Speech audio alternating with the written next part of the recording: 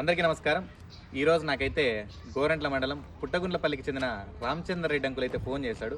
Phone చేసి శ్రవణ్ ఒక అవ్వ అయితే మన గుమ్మాయిగారిపల్లి క్రాస్లో 3 రోజుల నుంచి ఉందంట, ఆమెను మన ఆశ్రమానికి ఏమైనా తీసుకెళ్ళగలవా అని అయితే కాల్ చేశాడు. తప్పకుండా తీసుకెళ్తాం అంకుల్ అని చెప్పి ఎవరితో అయినా పంపిస్తానులే నేనేనైతే చెప్పాడు అంకుల్. సరే అని చెప్పి అన్న ఆటో అన్నతో అయితే పంపించాడు. అన్న అయితే చెప్తాడు ఈమె గురించి. ఇది ఏమైనా అవ్వ ఆటోలో చూడండి, ఈ అవ్వనే నా ఏం చెప్పారు నా ఇక్కడ ఎక్కడుందంట. మా పేరు నాగరాజు, మాది కూడా పుట్టగుండ్లపల్లి. ఓకేనా, అక్కడ 3 days నుంచి ఉంది. ఎక్కడుంది? గుమ్మగారిపల్లి స్పీడ్ బ్రేకర్ లెఫ్ట్ సైడ్ లో టీ అంగడి కాడ బయట ఉంది. బయట అంటే చెట్టు దగ్గరే ఉంది.